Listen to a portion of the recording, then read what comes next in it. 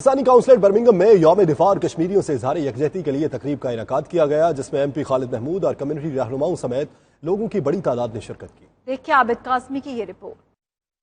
Programme کا آغاز تلاوت قرآن پاک سے ہوا۔ نظامت کے فرائض وائس کونسلر سردار خٹک نے ادا کیے۔ پاکستان اور برطانیہ کا قومی ترانہ چلایا گیا، جس کے احترام کے لیے شرکاء کھڑے ہو گئے۔ کونسلر جنرل احمد اسماعیل، MP خالد محمود، وائس کونسلر سردار خٹک، راجہ اشتیاق اور دیگر نے خطاب کرتے ہوئے کہا کہ پوری قوم کشمیریوں کے حق خود ارادیت کے لیے جدوجہد جاری رکھنے کے عزم کا اعادہ کر چکی ہے۔ MP خالد محمود، کونسلر جنرل احمد اسماعیل، چودھری اکرم گل، عابد زمان خٹک اور راجہ اشتیاق نے میڈیا سے گفتگو کرتے ہوئے کہا کہ آج یوم دفاع پاکستان کے موقع پر ہم اوورسیز پاکستانی یہ عہد کرتے ہیں کہ ہم اپنی افواج کے ساتھ کھڑے ہیں اور ملک کی قیادت جو بھی فیصلہ کرے گی ہم ان کے فیصلے پر لبیک کہتے ہوئے ہر طرح کی مالی جانیں قربانی دینے کے لیے حاضر ہیں۔ عمران خان صاحب، باجوہ صاحب جو کر رہے ہیں، میں ان کو داد دیتا ہوں کہ وہ ہندوستان کی جو کنسسٹنٹ ان کے وہ زور چل رہا ہے کہ آپ جنگ میں آئیں، جنگ میں آئیں، جنگ میں آئیں، وہ اس لیے جنگ میں لانا چاہتے ہیں کہ وہ چاہتے ہیں کہ کشمیر کی جو ابیوسز ہو رہی ہیں،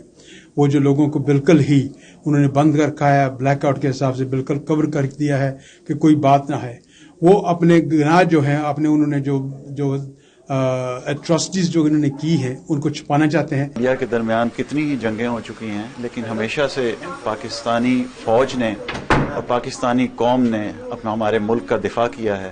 اپنی فوج کو جنہوں نے جرأت کا مظاہرہ کرتے ہوئے پاکستان کا دفاع کیا، اپنی جانوں کے نذرانے پیش کر دیے، ہم وقت ان کے ساتھ ہیں۔ 6 ستمبر پاکستان کی دفاع کا جو دن ہے بہت اہم ہے، اسپیشلی اس مرتبہ ہر ہو کر مانی، جیسے آپ نے کہا آخری گولی، آخری سپاہی، آخری دم تک لڑیں گے، ہم آپ کے ساتھ لڑیں گے، مریں گے، ہر قسم کی قربانی دیں گے۔ پاکستانی پوری قوم آپ کے ساتھ ہے، اس کی دعائیں آپ کے ساتھ ہے۔ شرکاء کا کہنا ہے کہ مقبوضہ کشمیر 33 دن سے دنیا سے منقطع ہے۔ اس وقت صورتحال تباہ کن ہے اور انٹرنیشنل کمیونٹی سے فوری مداخلت کا تقاضا کرتی ہے۔ کیمرہ مین SN رضا کے ساتھ عابد قاسمی، 92 نیوز، برمنگم۔